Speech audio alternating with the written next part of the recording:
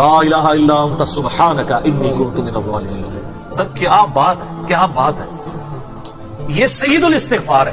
دنیا میں اپنی کمزوری اپنے رب کے سامنے مانگنے کے لیے بیسٹ الفاظ، آسان ترین، مختصر ترین یہی ہے، لا الہ الا انت، اے اللہ تیرے سوا کوئی معبود نہیں، سبحانک تو پاک ہے، تو غلطی نہیں کرے گا، انی کنت من الظالمین، میں تو غلطی کروں گا، میں تو انسان ہوں نا، تو بس معاف کر دے۔